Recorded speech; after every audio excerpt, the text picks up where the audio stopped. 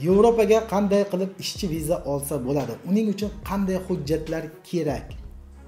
Va qancha xarajat ketadi? Ko'plab mana shu savollar berilmoqda. Jonli efirda javob beryapman, lekin har safar jonli efir qilganimda bir xil savollar. Bugun shu haqda qisqacha ma'lumot berib o'taman.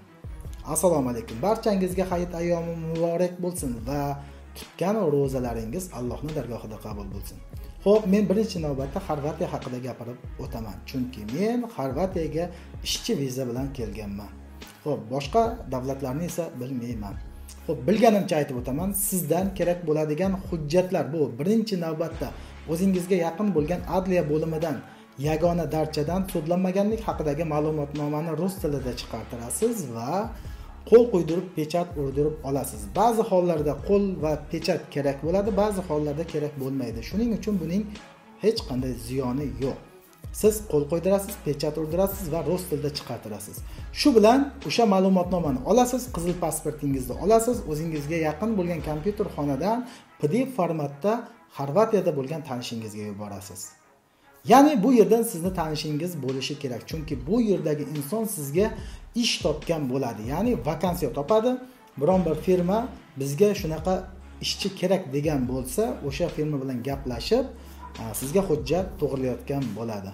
Bo'ldi, sizdan boshqa hujjatlar talab qilinmaydi. Siz mana shu hujjatlarni topshirasiz, bu yerdagi tanishingiz Toshkentga yuboradi, u yerdan apostil qildiriladi. Buning uchun siz 170 ming yoki 200 ming so'm to'lov qilasiz. Bo'ldi, boshqa xarajatingiz yo'q hozircha. Bular o'sha apostil tayyor bo'lgandan so'ng o'sha firmaga topshiradi, firma polisga topshiradi, sizga dogovor yuborishadi yana 15 kun yoki 20 kunlarda. Firma bilan tuzilgan shartnomaga siz qo'l qo'yasiz va yana PDF formatda Xorvatiyadagi tanishingizga yuborasiz. Shu bilan sizdan boshqa hujjatlar talab qilinmaydi. Shu bilan sizni hujjatlaringizni bular polisga topshiradi va 2 oy, 3 oy vaqt ichida sizni приглашениyangiz chiqadi va sizga yana qayta yuborishadi. Siz o'sha hujjatlarni olib Toshkentdagi viza centerga, viza markaziga borasiz. U yerga borishdan oldin sizning hujjatlaringizni to'g'rilab beradigan insonlar bor. Buning uchun $100 to'lov qilasiz va viza centerga kirib hujjatlaringizni topshirasiz. Shu bilan u yerda ham 2 million 700 ming yoki 3 million 700 ming so'm to'lovi bor. Esimdan chiqyapti hozirroq.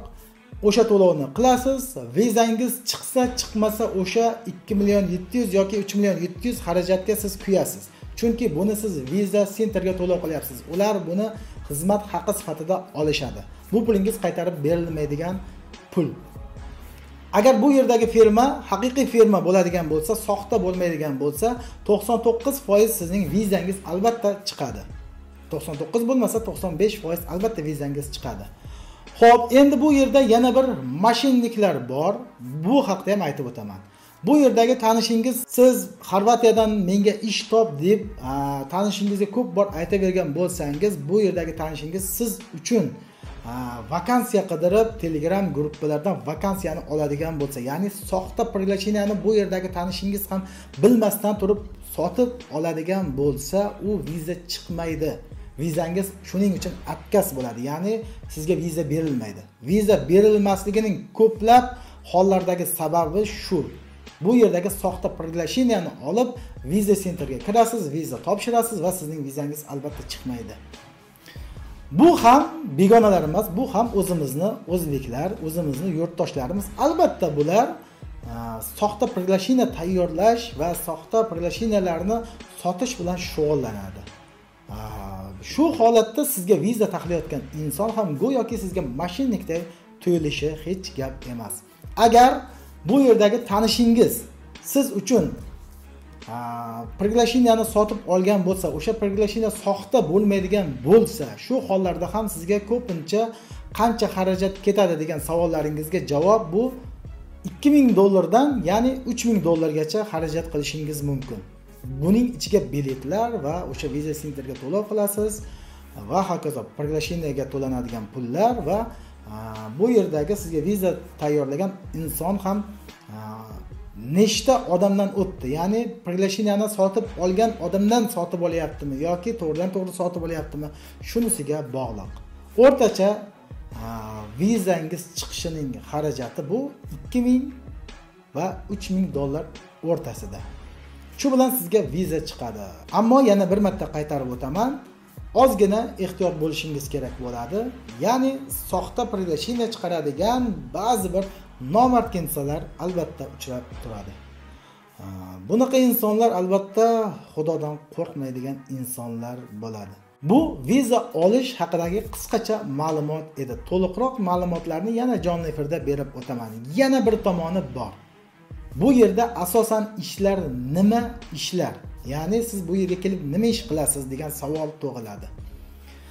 Albatta siz viza chiqsa bo'ldi, borib Yevropaga joylashib olsam bo'ldi. U yerda men ishlab ketaveraman deb o'ylasangiz juda ham katta xato qilasiz. Bu yerga asosan ustalar kerak. Ya'ni qurilish ishlarida sizning qo'lingizda hunar bo'lishi kerak. Ya'ni siz betonchimisiz, monolitchimisiz, g'isht terasizmi, shkaturka qilasizmi, steyashka qo'yasizmi, shpaklyovka qilasizmi, отделка ishlarini qilasizmi, kafel terasizmi, biron bir ishni biladigan mutaxassis bo'lishingiz kerak. Ko'pda ko'p hollarda ko'pchilik kelishadi, men ustaman deb viza olgandan so'ng Xorvatiyaga kelgandan so'ng o'sha firmaga boradi, ular ishlatib ko'radi, ish bilmaysiz va sizga hech qanday hujjat to'g'rilab bermaydi bular. Shu bilan siz bu yerda yana o'sha noqonuniy muhojir bo'lib qolib ketasiz. Ish topguncha albatta juda ham qiynalasiz. Bu yerda tanishingiz bo'lmasa juda ham qiyin bo'lib qoladi. Shuning uchun qo'lingizda biron bir hunaringiz bo'lishi kerak. Buni ham esdan chiqarmang. Bu yerga kelishdan oldin qaysidir ishni albatta bilishingiz kerak bo'ladi. Qisqacha ma'lumotlar shu. Yana savollar bo'ladigan bo'lsa, kommentariyada yozib qoldiring. To'liqroq javob berishga harakat qilaman. Barchangizga rahmat. Keyingi videolarda ko'rishguncha salomat bo'ling.